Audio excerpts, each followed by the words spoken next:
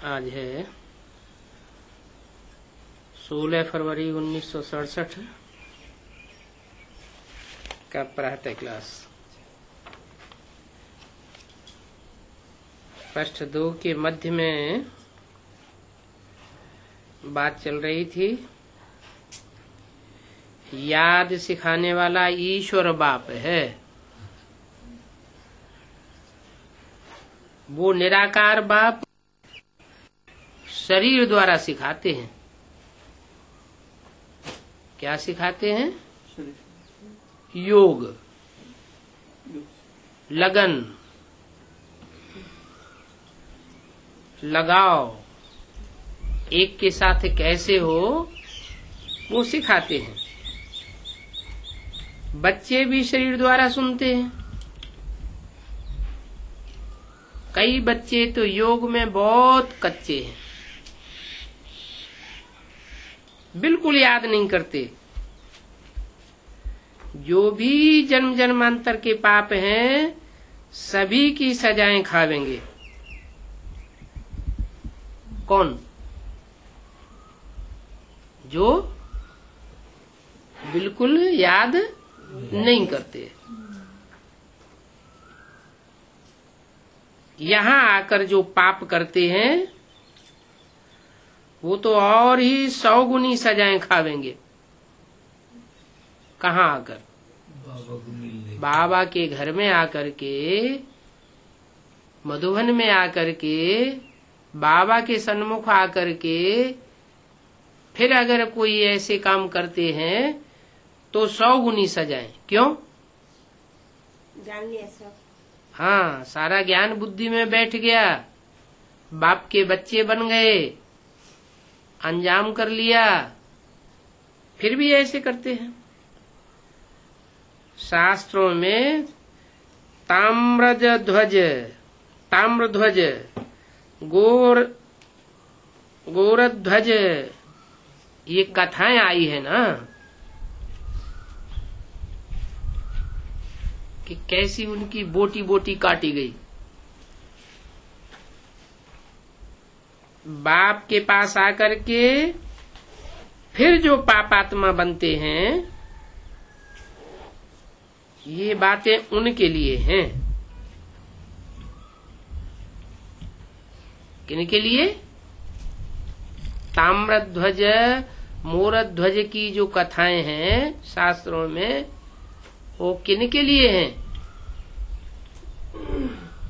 बाहर की दुनिया में रहे तो कोई बात नहीं, लेकिन बाप के पास आकर के भी अगर ऐसी हरकतें करते हैं, पाप आत्मा बनते हैं, उनके लिए ये गायन चले आ रहे हैं सजाओं के।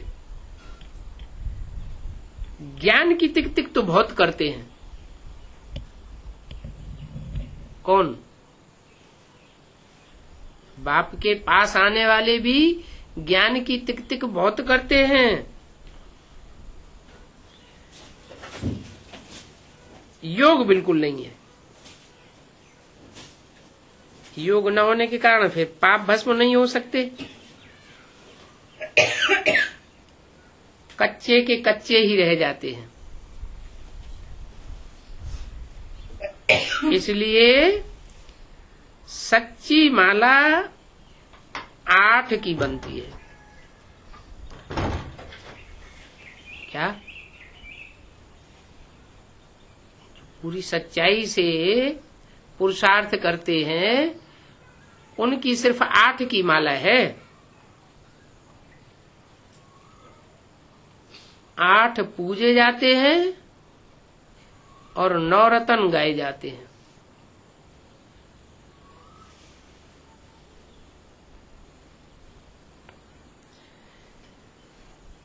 एक 108 रतन कभी सुने हैं? कितने रतन सुने हैं? 9 रतन सुने हैं। हीरा, मोती, माणिक, पन्ना, मूंगा, ये नाम है ना रत्नों के। नवरत्न है। उनकी यादगार में अकबर के दरबार में भी 9 रतन गाए हुए। 108 रत्नों की कोई चीज नहीं बनाते हैं। अंगूठी आदि भी बनाएंगे तो 9 रत्नों की बनाएंगे।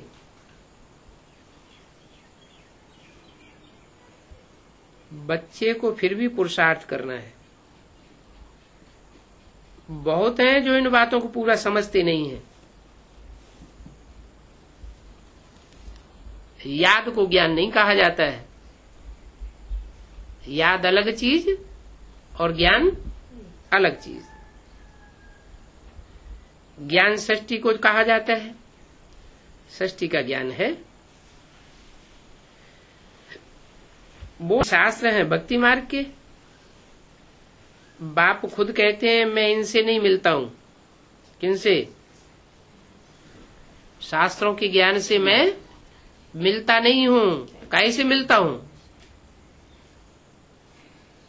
मैं खुद आकर के जो ज्ञान देता हूं उस ज्ञान से ही तुम्हारे चक्षु खुलते हैं और उस ज्ञान से ही तुम मुझे पहचानते हो, जानते हो और मिलते हो। इन साधुओं आदि सब का उद्धार करने के लिए आता हूं। वो समझते हैं ब्रह्म में लीन होना है। साधु संत महात्माएं क्या समझते हैं? चाहे हद के हों, चाहे बेहद ब्राह्मणों की दुनिया के हों, वो किस में लीन होना चाहते हैं? ब्रह्म या ब्रह्मा तत्व में लीन होना चाहते हैं। ब्रह्म हो या ब्रह्मा तत्व हो, जड़त्वमयी है। जितना मुरली में सुना दिया उतना सुन लिया। उसका रहस्य क्या है, उसका अर्थ क्या है, उसकी गहराई क्या है, वो ब्रह्मा की बुद्धि में नहीं बैठता। इसलिए मुरली में ब्रह्मा को क्या बोला है? ब्रह्मा तो बेबी है। बेबी माने बच्चा बुद्धि। तो वो साधु सन्यासी समझते हैं कि हम ब्रह्म में लीन हो जाएंगे। जो ब्रह्मा की गति, उसमें हमारी भी गति लीन हो जाएगी। अब ऐसा तो होता नहीं कि कोई ब्रह्म में हमेशा के लिए लीन हो जाए, या ब्रह्म महत्त्व में लीन हो जाए, या ब्रह्मा के स्वभाव संस्कारों में कोई हमेशा के लिए लीन हो जाए। मिसाल देते हैं। फिर पानी के बुदबुदे का भी मिसाल देते हैं कि पानी का बुदबुदा सागर में उठता है, सागर में समा जाता है। चुल्लू पानी का मिसाल देते हैं। सागर में से चुल्लू पानी लिया और उसी में मिला दिया। ऐसे आत्मा है। जैसे सागर में ढेर सारे बुदबुदे उठते हैं, ऐसे ही परमात्मा बाप सागर है। अरे फिर उसमें बुलबुले जो निकलेंगे वो आत्माएं होंगी क्या? बुदबुदे तो सागर में समा जाते हैं। आत्माएं क्या हमेशा के लिए सागर में समा जाती हैं क्या? जो चुल्लू भर पानी सागर में से लेंगे वो सागर में मिक्स कर दिया जाए, फिर वो वापस आएगा क्या? आत्माएं तो सदा काल है ही है। ऐसे थोड़े ही कि आत्मा परमात्मा में लीन हो जाएगी। चुल्लू पानी की तरह, बुदबुदों की तरह। चुल्लू पानी में भी खारापन और सागर में भी खारापन, तो दोनों में एक ही गुण हुआ ना। अब आत्माएं तो अनेक गुणों वाली है, अनेक प्रकार के अवगुणों वाली है, और परमात्मा तो गुणों का भंडार है। फिर गुणों के भंडार में से अगर आत्मा चुल्लू पानी लिया जाए, बुदबुदा लिया जाए, तो फिर उसमें गुणों के भंडार ही होना चाहिए ना। अब गुण कहां से आ जाएंगे? तो ये झूठा मिसाल देते हैं। थोड़ा सा पानी लिया सागर में से, हाँ, तो वो पानी भी तो खारापन है ना। वो चुल्लू पानी फिर सागर में मिला दिया, वो वापस आएगा क्या? नहीं। ऐसे आत्मा परमात्मा में लीन हमेशा के लिए नहीं होती है। वास्तविकता क्या है फिर, जो भक्ति मार्ग में कहते हैं आत्मा परमात्मा में लीन हो जाती है, असलियत क्या है? आत्मा परमात्मा में सदा काल के लिए लीन नहीं हो जाती है, लेकिन याद में लवलीन हो जाती है। जितनी जो प्रैक्टिस करते हैं वैसी लवलीन स्टेज का अनुभव करते हैं।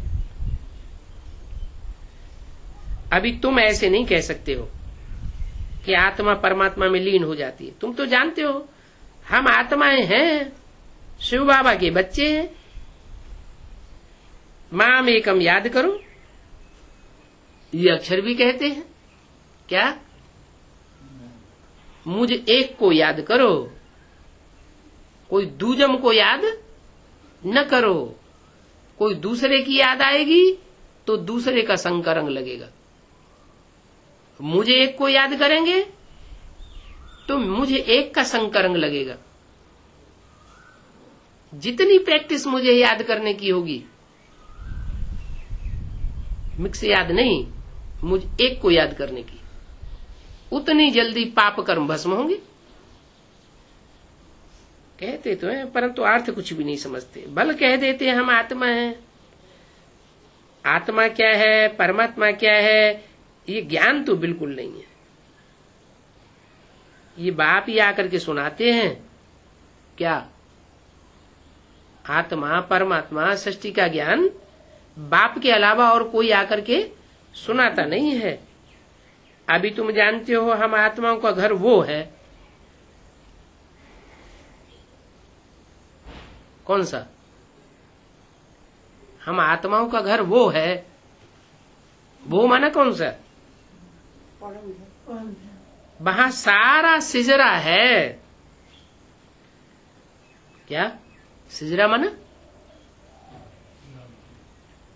नंबरवार माला बनी हुई है।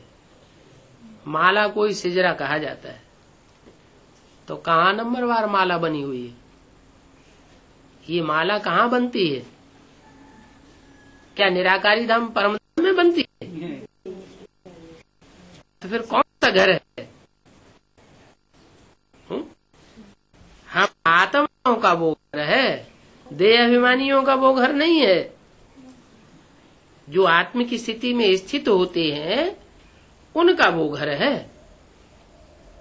नंबरवार आत्माएं वहां पहुंचती हैं तो नंबरवार सिरजरा बन जाता है। 500 करोड़ आत्माएं भी वहां पहुंचेंगी मन बुद्धि की योग से, तो 500 करोड़ का सिजरा कहा जाता है। सारा वहां सिजरा है। हर एक आत्मा को अपना अपना पार्ट मिला हुआ है।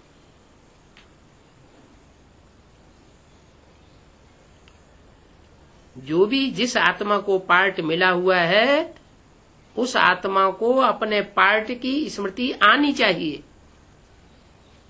तब कहेंगे षष्ठी रूपी रंगमंच पर पार्टधारी है। पार्टधारी को अपना पार्ट ही याद न रहे तो सुपात्र कहेंगे या कुपात्र कहेंगे? पार्ट याद ही नहीं है, बाप आकर के सुपात्र बनाते हैं। बाकी मुक्ति तो कोई काम की नहीं है। क्या इस सृष्टि से सदा काल के लिए मुक्ति हो जाए, पड़े रहे निसंकल्पी स्टेज में, उससे कोई काम नहीं बनता। कोई काम की चीज नहीं है। फिर काम की चीज क्या है?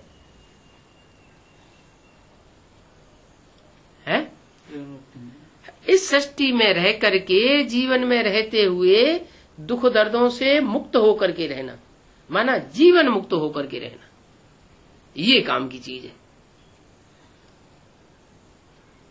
इस सृष्टि में भी आए, जीवन में भी रहें और थोड़ा दुख भोगते रहें, थोड़ा सुख भोगते रहें, तो मजा नहीं है। मजा किसमें है? सुख ही सुख भोगें, दुख का नाम निशान न हो। तो बड़े काम की चीज है ऐसी चीज जिंदगी, उसको कहेंगे देवताओं की जिंदगी। बाप कहते हैं ये सभी फालतू बातें हैं कि मुक्ति को पावेंगे। वो समझते हैं सदाकाल की मुक्ति होती है, सदाकाल की कोई आत्मा की मुक्ति होती नहीं। आत्माओं के लिए कहेंगे सदाकाल की मुक्ति, मुक्त हो जाएगी। और परमात्मा जब जब सृष्टि रचना होती है तब तब उसको इसी सृष्टि पे लगा देते हैं कि भगवान आकर के हर युग में अवतार लेते हैं, मुक्ति मुक्ति जीवन मुक्ति देने के लिए। तो भगवान को हर कल्प में आना पड़ता है, कल्प कल्प लगी प्रभु अवतारा। भगवान इस सृष्टि में बंधा हुआ है, वो मुक्त नहीं है और आत्माएं मुक्त हो जाएंगी। ऐसे हो सकता है क्या? बाप कहते हैं ये सब बातें फालतू हैं, भक्ति मार्ग है ही रावण राज्य। क्या ये सब रुलाने वाली बातें हैं, झूठ बातें हैं। झूठ बातों से रिजल्ट आता है रोना पीटना। आधा कल्प भक्ति चलती है,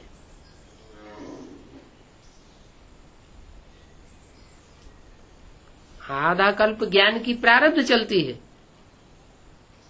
ज्ञान नहीं चलता है, लेकिन ज्ञान की प्रारब्ध आधा कल्प चलती है। ज्ञान सिर्फ संगम युग में होता है, एक जन्म में ज्ञान होता है और उसकी प्रारब्ध 21 जन्मों तक चलती है। अंधेरे में ठोकरें खाते रहते हैं, दुर्गति को पाते रहते हैं। नहीं तो भगवान को कौन याद करते? सतयुग में वहां सुख में है तो कोई भी याद नहीं करते हैं। गीत भी बनाए हुए हैं, दुख में सुमिरन सब करें, सुख में करें न कोई। जो दुख में सुमिरन करें, जो सुख में सुमिरन करें तो दुख का एक होए। माने देवता हैं, अगर भगवान को याद करते होते तो नीचे क्यों गिरते? सुख में कोई भगवान को याद नहीं करता। सुख कौन देते हैं और दुख कौन देते हैं? रावण देते हैं। सुख एक देता है, सुखदाता बाप, और अनेक गुरु मिलकर के जो शास्त्रों की कथा कहानियां बनाते हैं वो सुना सुना करके सबको दुखी कर देते हैं। माने झूठी बातें सुना करके दुखी हो जाते हैं। सुख कौन देते हैं, दुख कौन देते हैं, ये भी किसी को पता नहीं है। अभी आज की दुनिया में कोई मानेगा इस बात को? है कि इतने बड़े बड़े गुरु गुसाई हैं, इतना बड़ा बड़ा मजमा लगता है, वो सब दुख देते हैं, भटकाते हैं, भगवान से नहीं मिलाते, खुद भी भटकते हैं और दुनिया को भी भटकाते हैं। इस बात को कोई मानता है? कोई मानने के लिए तैयार नहीं। बाप कहते ये बात सच्ची है। क्या?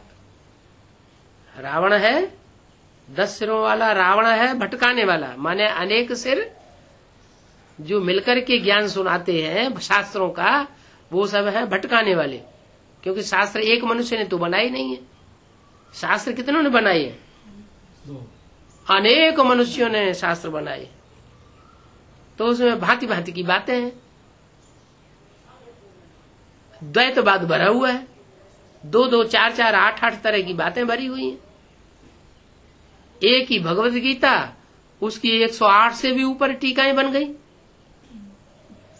और सब एक दूसरे को क्रॉस करने वाली। तो सत्य रास्ता कैसे मिले? भक्ति है ही रात, ज्ञान है दिन, 63 जन्म तो धक्के खाते हो, फिर आकर के मैं ज्ञान देता हूं। क्या? फिर आकर के ज्ञान देता हूं। कितना समय लगता है ज्ञान धारण करने में? है? ज्ञान धारण किया तो कितना समय लगता है? 5 दिन, 1 हफ्ता। 1 सप्ताह? 1 सेकंड ज्ञान धारण करने में 1 सेकंड लगता है। जिस सेकंड ज्ञान धारण हुआ उसी सेकंड ब्रह्मा सो विष्णु बन जाता है। माने अभी भी ब्रह्मा की बुद्धि में ये बात नहीं बैठ रही है कि गीता का भगवान शिव शंकर भोलेनाथ है। अभी भी उनकी बुद्धि में बार बार यही पकड़ जाता है कि गीता का भगवान कृष्ण ही है। नहीं हो सकता। यज्ञ के आदि में भी उनकी बुद्धि में यही बैठा था कि ये भिखारी है, अतीत है, क्योंकि ये धोबी घाट तो यज्ञ के आदि से ही चला आ रहा है। कोई अभी की बात थोड़ा ही है। धोबी घाट है, वो जो धोबी घाट होता है उसमें क्या धोए जाते हैं? जड़ कपड़े। और ये धोबी घाट है तो चैतन्य कपड़ा धारण करने वाली आत्माओं का घाट है। ये तो सन 37 से ही चला आया है। तो ब्रह्मा की बुद्धि में उस समय क्या बैठ गया?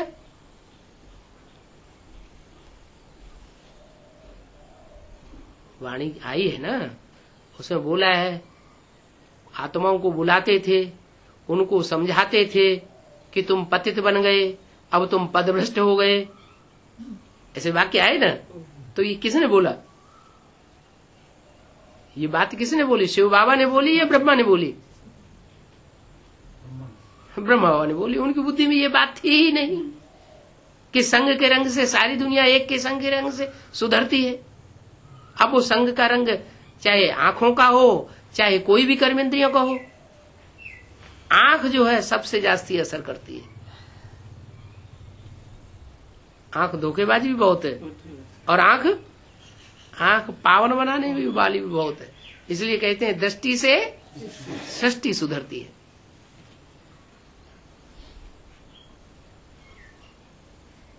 तो ज्ञान धारण करने में कितना समय लगता है? 1 सेकंड। यह तो गाया हुआ है सेकंड में जीवन मुक्ति। राजा जनक की सेकंड में जीवन मुक्ति हुई। कौन राजा जनक? किसको जन्म दिया राजा जनक ने?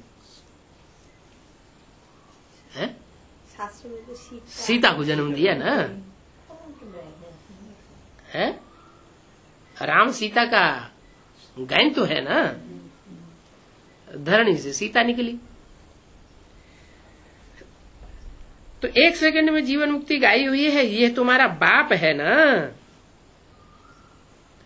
कौन है?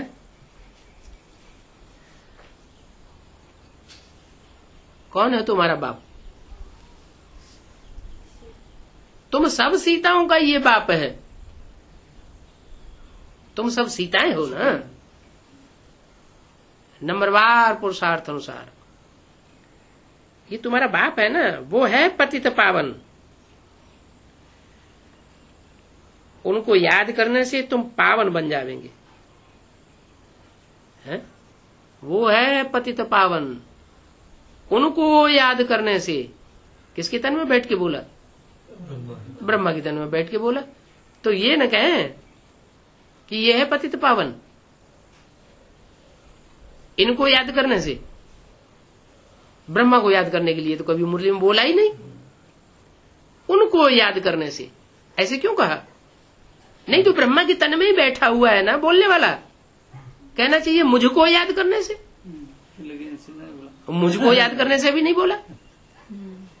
उनको याद करने से। वो है पतित पावन बाप, सब सीताओं का राम। बोला सतयुग, त्रेता, द्वापर, कलयुग, ये चक्र है ना। 16 फरवरी 1967 की वाणी का 3रा पेज। नाम भी जानते हैं, परंतु पत्थर बुद्धि ऐसे है जो टाइम का किसी को पता नहीं है। क्या नाम जानते हैं? चारों युगों का नाम भी जानते हैं। क्या नाम? सतयुग माना सत्य का युग, त्रेता युग है 13 जन्म लिए, वहां जन्म बढ़ गए। क्यों बढ़ गए? आयु घट गई। क्यों घट गई? क्योंकि सुख भोगते भोगते आत्मा की कलाएं शक्ति क्षीण हो गई। द्वापर क्यों कहा? द्वापर द्वैतवादी युग है। दो धर्म आ जाते हैं, 2 में से 4, 4 में से 8 धर्मों की धारणाओं की संख्या बढ़ती जाती है। 2 मतें होती जाती हैं, 2 राज्य होते जाते हैं, अनेक राजाएं होते जाते हैं। तो नाम भी जानते हैं युगों के। नाम जानते हो तो नाम किस आधार पर पढ़ते हैं? जिस युग में जैसा काम हुआ है वैसे नाम पढ़े हैं। कलयुग, कलह कलेश का युग। आज करो कल प्राप्त करो। कितना कलह क्लेश बढ़ता चला जाता है। पत्थर बुद्धि ऐसे हैं कि टाइम का किसी को पता ही नहीं है। ये चारों युग मिलकर के कितना टाइम होता है तो शास्त्रों में लिख भी दिया है। एक एक युग 1250 वर्ष का होता है, लिखा हुआ भी है। फिर दैवी वर्ष बनाने के लिए 360 से गुणा कर दिए। शास्त्रों में तो लिखा है राम 1000 वर्ष जियाए, ऐसे बात है। हजारों लाखों वर्ष बनाए दिए। हजारों लाखों वर्ष। तो टाइम का रोला हो गया। अरे जब दूसरे दूसरे धर्मों का राज्य चलता है दुनिया में तो उसकी हिस्ट्री कितने साल की है? द्वैतवादी जो धर्म आए दुनिया में उनकी हिस्ट्री तो सबके पास है। कितने साल की हिस्ट्री है? 2500 साल की हिस्ट्री सबके पास। सभी मनुष्य मात्र जानते हैं, हर धर्म वाले जानते हैं कि इब्राहिम 2500 साल पहले आए, क्राइस्ट 2000 साल पहले आए। तो द्वैतवादी युग द्वापर युग में ही द्वैत होगा। 2500 साल का द्वापर और कलयुग है तो सतयुग त्रेता कितने साल का होगा? दिन और रात बराबर होंगे या कम ज्यादा होंगे? रात होती है ज्ञान की, दिन होता है ज्ञान का। आधा दिन और आधी रात। तो 2500 साल का द्वैतवादी युग है तो एकवादी युग होगा 2500 साल का। दिन भी 2500 साल का और रात भी 2500 साल की। समझते भी हैं ये घोर कलयुग है। अगर कलयुग अजुन और भी चलेगा तो भला देखो कितना अंधेरा हो जाएगा। वो समझते हैं अभी हजारों साल है, अभी इतना दुख है जो सहन करना ही नहीं कर सकते। तो हजारों साल जब चलेगा तो कितना दुख बढ़ जाएगा। बोले आदमी छोटा हो जाएगा, जंगल राजा से पालेगा पेड़ से। इसलिए गाया हुआ है कि कुंभकर्ण की नींद में सोए हुए थे और विनाश हो गया। क्या? कुंभकर्ण सोता ही रहा और रावण का विनाश होने का टाइम आ गया। थोड़ा भी ये ज्ञान सुनते हैं तो फिर भी प्रजा बन जाते हैं। क्या? ईश्वरीय ज्ञान अगर थोड़ा भी सन्मुख आकर के सुनेंगे तो क्या बन जाएंगे? है? प्रजा बन जाएंगे। 9 लाख की प्रजा में तो आ ही जाएंगे। तो सन्मुख आके सुनना होगा। सन्मुख और क्या?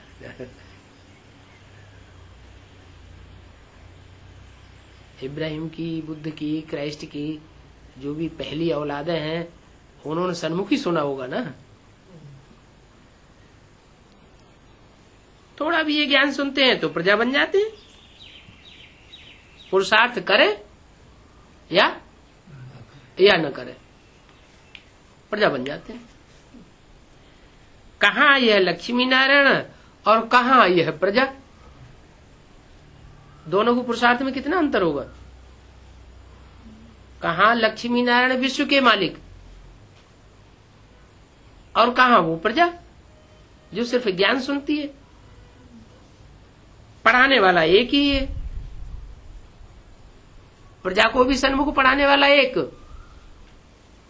जो 4.5 लाख आएंगे प्रजा में, वो भी सन्मुख आकर के सुनेंगे।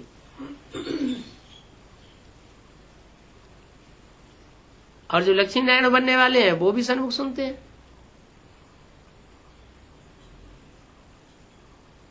पढ़ाने वाला एक ही है। हर एक की अपनी अपनी तकदीर है। कोई तो स्कॉलरशिप ले लेते हैं और कोई फेल हो जाते हैं।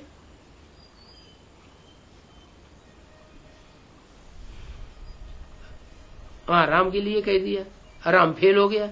अच्छा, राम फेल हो गया, फिर स्कॉलरशिप किसने ली? सो कुछ पता ही नहीं। यज्ञ के आदि में राम फेल हो गया, फिर स्कॉलरशिप लेने किसी ने ली क्या? अरे फाइनल परीक्षा होगी तभी तो रिजल्ट निकलेगा। राम को बाण की निशानी क्यों दे दिए है? राम के हाथों में धनुष बाण दिखाया हुआ है, ये निशानी क्यों दी है?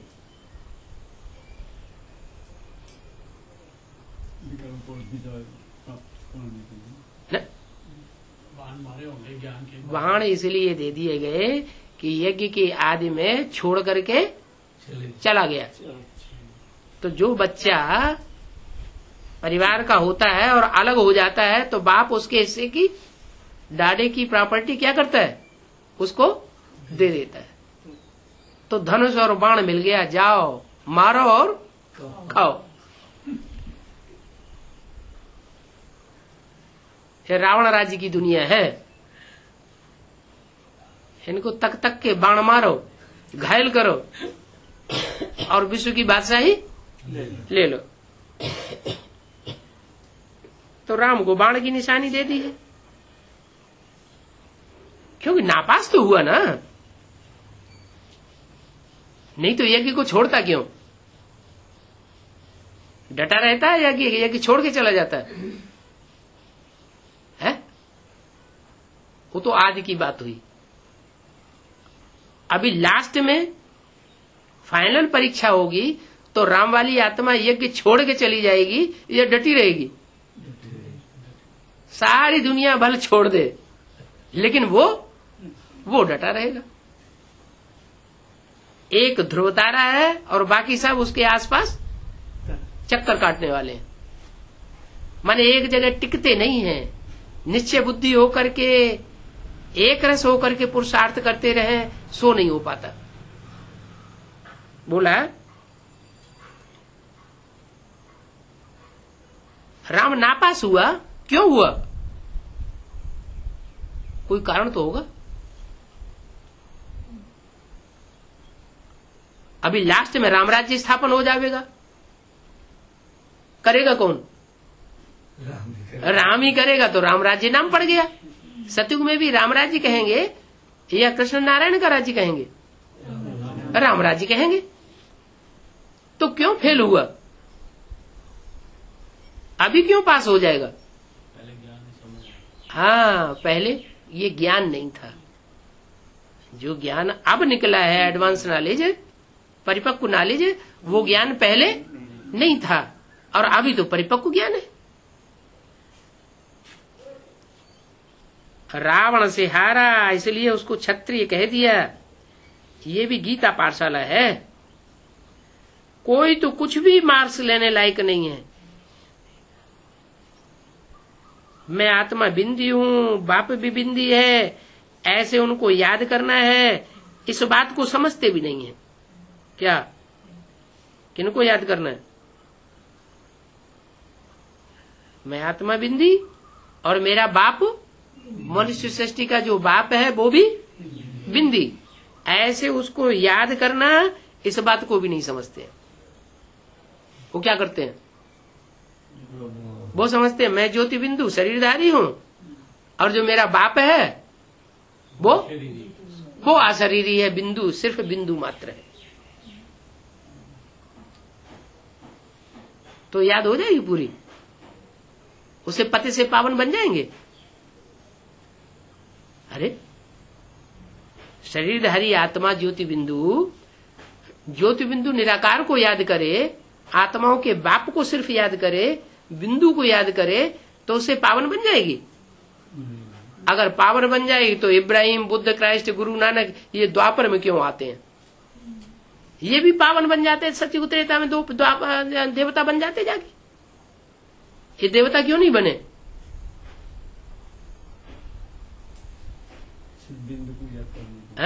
बिंदु को याद किया, निराकार को याद किया, साकार को उन्होंने विश्वास धारण नहीं कर पाया, पक्का विश्वास ही नहीं बन पाया, अनिश्चय बुद्धि रहे। निराकार और साकार का मेल नहीं कर पाया, इसलिए उनको जीवन मुक्ति नहीं मिलती। सिर्फ बिंदु आत्मा तो जैसे मृतवत, बिंदु आत्मा सिर्फ वो हुई जड़, जब चैतन्य में प्रवेश करे तो उसको कहेंगे चैतन्य।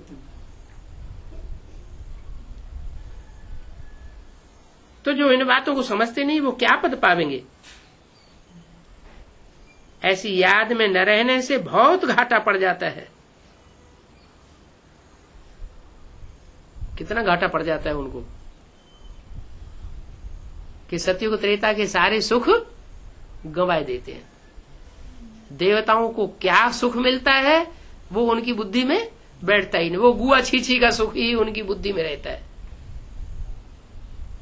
देवताओं का जो श्रेष्ठ इंद्रियों का सुख है, नेत्रों का जो सुख है, वो सुखी सृष्टि का सुख वो उनकी बुद्धि में ही नहीं आता। कितना घाटा पड़ जाता है। याद के बल से कर्मेंद्रियां बिल्कुल शांत हो जाती हैं। कैसी याद? साकार में निराकार की याद करने से कर्मेंद्रियां बिल्कुल शांत हो जाती हैं। सिर्फ बिंदु को याद करने से कर्मेंद्रियां शांत नहीं होंगी, ज्ञान से भी शांति नहीं होगी। कोई को ज्ञान मिल जाए लेकिन निश्चय बुद्धि न बन सके, विश्वास न बैठे, फिर याद कैसे करेगा? योग बल से शांति होगी। योग बल माने लगाव, लगन, स्नेह, प्यार।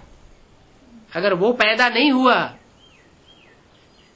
लगाव पैदा नहीं हुआ, लगन पैदा नहीं हुई, तो शांति नहीं होगी। भारतवासी पुकारते हैं आकर के हमको वो ही गीता ज्ञान सुनाओ जो पहले सुनाया था, वो आकर के सुनाओ। अब कौन आवे? पुकारते हैं तो किसको पुकारते हैं? वो ही गीता ज्ञान सुनाओ तो उनकी बुद्धि में कौन आता है? कृष्ण। कृष्ण पतित पावन है क्या? एक तरफ कहते हैं पतित पावन सीताराम, पतित पावन राधा कृष्ण तो कहते नहीं है कभी। फिर बुलाते हैं गीता के भगवान को। गीता का भगवान कृष्ण समझ लिया। अरे कृष्ण तो बच्चा है, वो कैसे पतितों को पावन संग के रंग से बनावेगा? बच्चा बनावेगा क्या? कहते हैं गीता ज्ञान सुनाओ, अब कौन आवे? कृष्ण की आत्मा तो यहाँ है, कोई आकाश सिंहासन पर थोड़ी ही बैठी है। कौन? कृष्ण की आत्मा नीचे है या ऊपर है? ऊंची स्टेज में है या नीची स्टेज में है?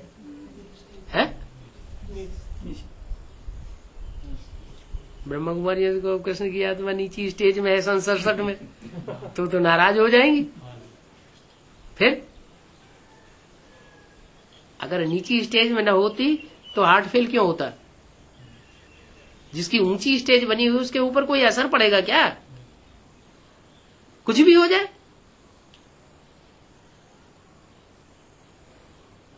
कृष्ण की आत्मा कोई आकाश सिंहासन पर थोड़ी बैठी है जिनको बुलाते हैं। अगर कोई कहे हम क्राइस्ट की आत्मा को याद करते हैं, अरे वो तो यहां इसी सृष्टि में धक्के खा रहा है। कौन? क्राइस्ट की आत्मा इसी सृष्टि में कहीं बैगर के रूप में है, भीख मांग रही है, और क्राइस्ट की और कृष्ण की राशि मिलाते हैं। इसका मतलब कृष्ण की भी सोल कोई बैगरी बच्चे में प्रवेश करके सन 76 में भिखमंगे का पार्ट बजा रही होगी। भिखमंगे होते हैं ना, दरवाजे दरवाजे पे जाते हैं, रोटी टुकड़ा मांग लेते हैं, चाय वाय का घूंट मिल जाता है।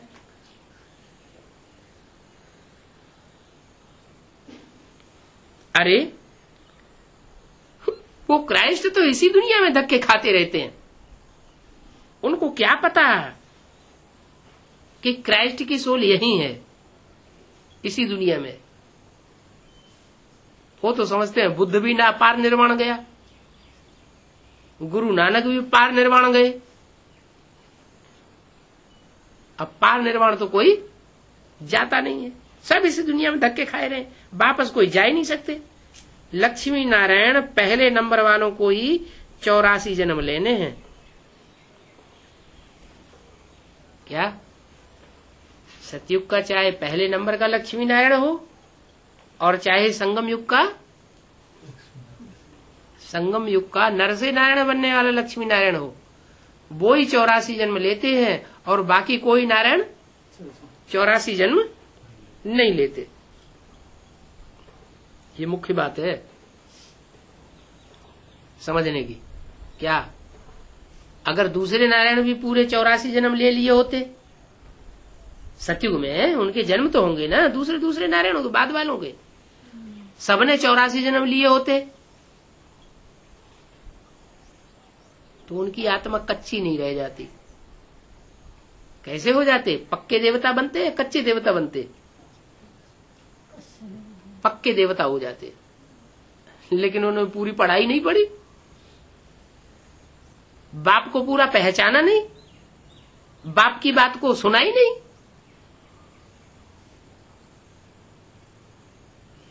तो बोला पहले नंबर वालों को 84 जन्म लेने हैं, तो और फिर वापस कैसे जा सकते हैं? राधा कृष्ण वाला तो बीच में छोड़ के चला जाते हैं। भले बीच में छोड़े, लेकिन जन्म तो पूरे 84 लेते हैं। भले छोड़ के चले जाते हैं, छोड़ के चले जाने को परमधाम थोड़ा ही वापस चले जाते हैं, वो भी तो इसी दुनिया में रह करके प्रवेश करते हैं ना रामकृष्ण की आत्माओं में। तो 84 कैसे कंप्लीट होता है उसका? 84 जन्म पूरे होते हैं, लेकिन 50 वर्ष कम हो जाते हैं।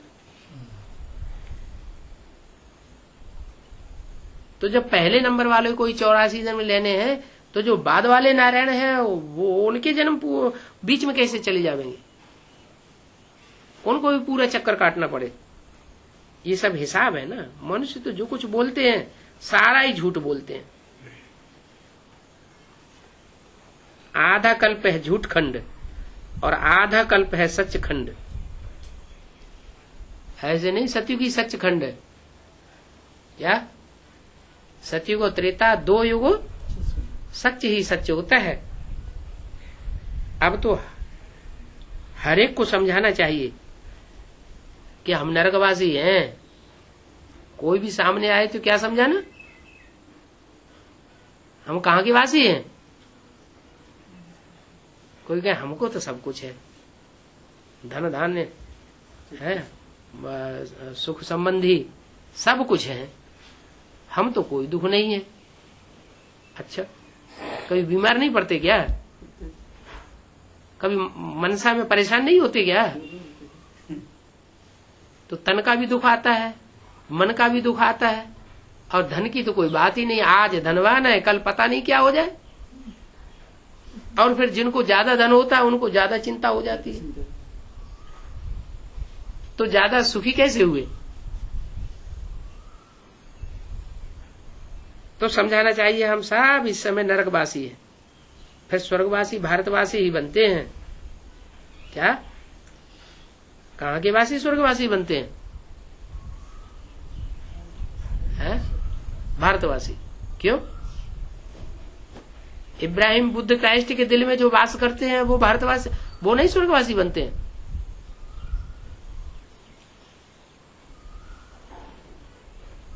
भारतवासी ही भारतवासी बनते हैं।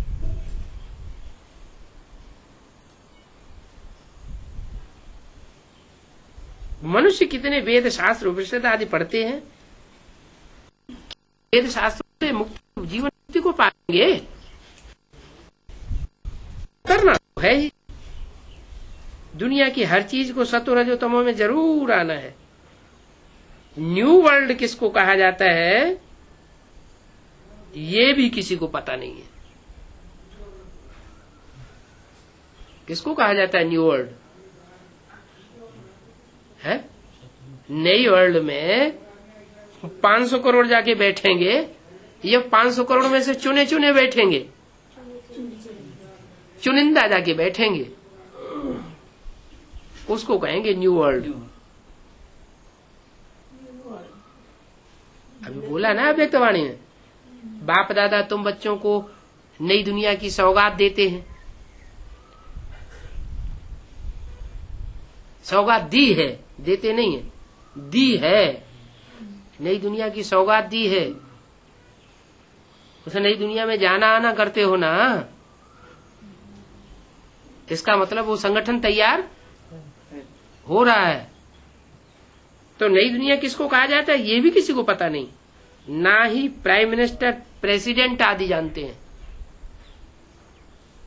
उनको भी पता नहीं है प्राइम मिनिस्टर प्रेसिडेंट हैं, ना साधु संत आदि जानते हैं, किसी को भी ये ज्ञान नहीं है।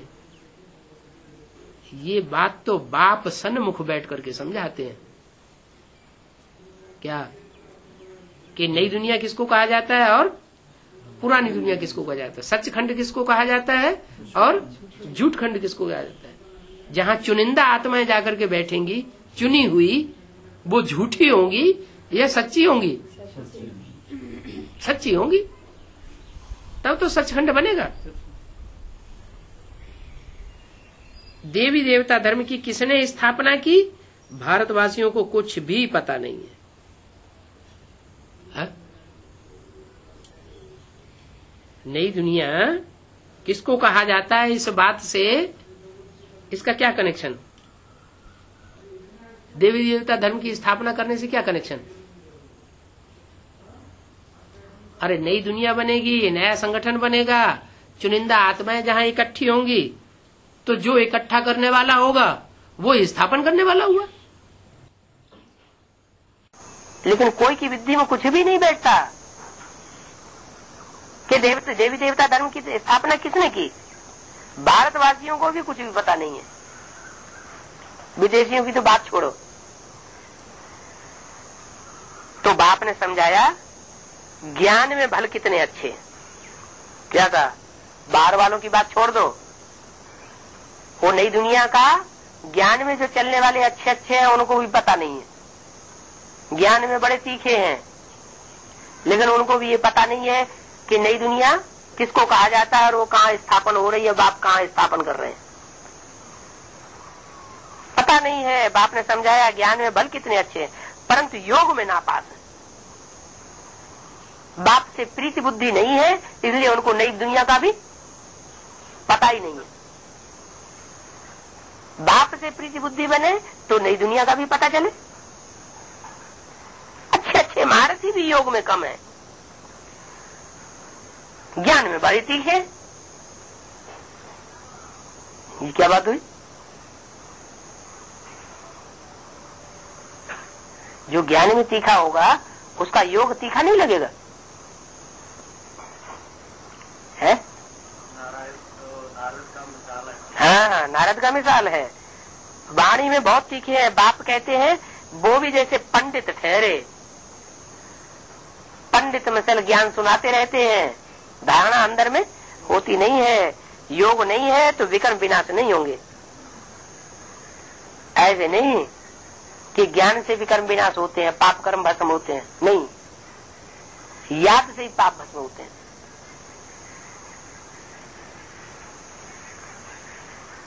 ऊंच पद नहीं पावेंगे। कौन? जो ज्ञान सुनाने वाले अच्छे अच्छे बच्चे हैं, कोई जरूरी नहीं कि वो ऊंच पद पावेंगे। अगर योग में तीखे नहीं है तो ऊंच पद नहीं पा सकते। जो योग में मस्त हैं वो ही ऊंच पद पावेंगे। उनकी कर्मेंद्रियां बिल्कुल ठंडी हो जाएंगी। देह सहित देह के सब पदार्थों संबंधियों को भूल देही अभिमानी अकेले ही बन जाते हैं। हम अशरीरी हैं। अब हम जाते हैं घर, उठते बैठते यही समझो अब ये शरीर हमको छोड़ना है। हमने पार्ट बजाया, अब मैं जाता हूं घर। ज्ञान तो मिला, जैसे बाप में ज्ञान है, मिला। बाप को तो किसी को याद नहीं करना है, है? क्या कहा? ज्ञान तो मिला, जैसे बाप में ज्ञान है, उनको तो किसी को याद नहीं करना है। किनको? है? जो राम बाप है वो किसी को याद करेगा क्या? किसको याद करेगा? है? सिर्फ निराकार को याद करेगा। निराकार को याद करेगा तो जीवन मुक्ति मिलेगी। अगर राम वाली आत्मा निराकार ज्योति बिंदु को याद करेगी तो उसको जीवन मुक्ति मिलेगी। फिर तो धर्म पिताओं की तरह जीवन मुक्ति का लाभ है। साकार में निराकार को याद करेगा तभी तो जीवन मुक्ति मिलेगी। तो फिर निराकार को याद करता है या साकार में निराकार को याद करता है? कैसे है? हाँ, हमने पार्ट बजाया, अब जाता हूं घर, तो ज्ञान तो मिल गया। जैसे बाप में ज्ञान है, उनको तो किसी को याद नहीं करना है। याद तो तुम बच्चों को करना है, बाप को। क्या राम वाली आत्मा कोई बच्चों को बैठ करके याद नहीं करेगी। जो बच्चे समझते हैं कि हमें याद करते हैं कि नहीं, हमारी याद उनके पास पहुंचती है कि नहीं। शिव बाप को भी एक एक को याद करने की दरकार नहीं। शिव बाप तो मासूक है, बच्चे आशिक हैं, तो कौन किसको याद करेगा? जो आशिक है वो मासूक को याद करे। मासूक थोड़ा ही बैठ करके आशिकों को याद करेगा। तो याद तो तुम बच्चों को करना है, बाप को। उनको ज्ञान का सागर कहा जाता है। जिसको याद करना है वो है ज्ञान का सागर। योग का सागर तो नहीं कहेंगे। वो किससे योग लगाएगा? योग का सागर नहीं कहा जाता। चक्र का नाली सुनाते हैं और अपना भी परिचय देते हैं। याद को ज्ञान नहीं कहा जाता। याद तो बच्चों को अपने आप ही आ जाती है, और वो याद तो करना ही है, नहीं तो वर्षा कैसे मिलेगा? बाकी है नॉलेज। हम 84 जन्म कैसे लेते हैं, ये बुद्धि में नॉलेज आनी चाहिए। क्या नॉलेज आनी चाहिए है? हम 84 जन्म कैसे कैसे लेते हैं, कहाँ कहाँ लेते हैं, किस धर्म खंड में मुझ आत्मा ने कैसा कैसे पार्ट बजाया है, वो सारी डिटेल आत्मा में आ जाए ज्ञान, तमो प्रधान से सतो प्रधान, फिर सतो प्रधान से तमो प्रधान कैसे बनते हैं? कैसे बनते हैं? कैसे का जवाब क्या हुआ? सतो प्रधान बनते हैं। जब अनेकों को याद करते हैं 63 जन्म तो तमो प्रधान बनते हैं। अभी शूटिंग का टाइम चल रहा है। अब शूटिंग में क्या हो रहा है?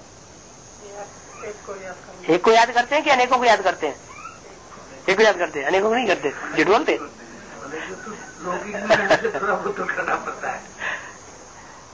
अभी संगम है। संगम का मतलब दोनों ही बातें होती हैं। एक को भी याद करते हैं और फिर अनेकों में भी बुद्धि जाती है। जाती तो है, फिर जिससे स्नेह ज्यादा जुट जाएगा, प्यार ज्यादा जुट जाएगा, उस तरफ बारी हो जाएगा। माया प्यार को तोड़वाती रहती है। माया क्या करती है? हैं? माया और मायावी पुरुष क्या करते हैं? बाप के प्रति हमारे प्यार को तोड़वा देते हैं, ग्लानि करते हैं। ग्लानि हम सुनते हैं तो हमारा बाप के प्रति प्यार क्या हो जाता है? कम हो जाता है। तो फिर बुद्धि फिर देहदारियों में चली जाती है। तो ये बाप याद दिलाते हैं, तुम्हारा मैं रूहानी बाप हूं। तुम आए हो रूहानी बाप के पास, उनको शरीर का आधार तो चाहिए ना। किनको?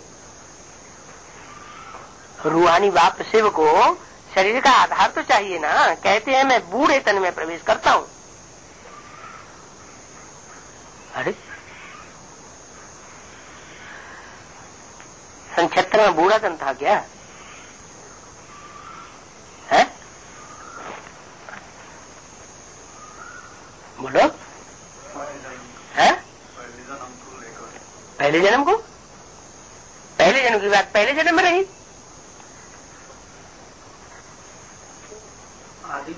उस जन्म में सेवक राम वाली आत्मा बूढ़ा हो रही होगी। उस समय तो बाप को किसी ने पहचाना ही नहीं। पहचानते कब से? जब से बाप का प्रत्यक्षता वर्ष बनाया जाता है तभी से तो पहचानते हैं। उससे पहले से पहचान लेते हैं बाप को। प्रत्यक्षता वर्ष के बाद ही पहचानना शुरू होता है। तो उस समय बूढ़ा था या नौजवान था? है? नौजवान था। सेमी बूढ़ा? ये क्या बात हुई है? मुरली में बोला कोई 20 कोई 25 वर्ष के हो गए होंगे तो सन 67 में 25 साल के, सन 67 में 25 साल के, तो 77 में 35 साल हुआ ना। तो 35 साल का बूढ़ा आदमी कहा जाता है? जवान हुआ। फिर ये बूढ़ा क्यों कह दिया? है? कहते हैं मैं बूढ़े तन में प्रवेश करता हूँ। पूरा मतलब ज्ञान से कह रहा है। हाँ, बेहद में बूढ़े का अर्थ होता है अनुभवी, और हद में बूढ़े का अर्थ होता है पके हुए बाल वाला, बालों में झुर्रियां पड़ी हुई हो, शरीर की इंद्रियों में शक्ति न रहे कोई काम करने की, उसको कहा जाता है बूढ़ा। उम्र हो गई हो ज्यादा। मैं बूढ़े तन में प्रवेश करता हूँ। है भी वानप्रस्थ अवस्था। कहाँ थी वानप्रस्थ अवस्था? वानप्रस्थ अवस्था 7 साल को कहा जाता है। वहां तो 35 साल की अवस्था थी। है? ज्ञान की जो अवस्था है, जैसे सनत कुमार के लिए शास्त्रों में गाया हुआ है कि सनातन सनत कुमार ये ब्रह्मा के 4 पुत्र थे, लेकिन सनत कुमार सबसे छोटे थे उम्र में, फिर भी वो ज्ञानियों के ईश्वर थे और बड़े माने गए। क्यों? क्योंकि ज्ञान उनमें ज्यादा था, इसलिए वो ज्ञानी और योगियों के ईश्वर कहे जाते थे। तो यहाँ भी 69 से जब ब्रह्मा बाबा शरीर छोड़ देते हैं उसके बाद राम की आत्मा आती है। 69 से लेकर के 69 या 70 से लेकर के और 76 तक कितने साल हुए? 75 तक। 76 नहीं, 75 तक। कितने साल हुए? 6 साल हुए। तो आज में था बेसिक का ज्ञान, और इन 6 सालों में कौन सा ज्ञान था? एडवांस ज्ञान था। भले बाहर नहीं आया, अंदर तो रहा। तो बेसिक नॉलेज के मुकाबले एडवांस नॉलेज वाला ज्यादा बड़ा बूढ़ा कहा जाएगा या छोटा कहा जाएगा? उस समय जब ज्ञान ही नहीं था, ज्ञान में से टूट पड़े, फेल हो गए। और इस समय एडवांस नॉलेज सारी 75-76 तक बुद्धि में आ गई, तो ज्ञान का बुजुर्ग कहा जाएगा ना। उस समय के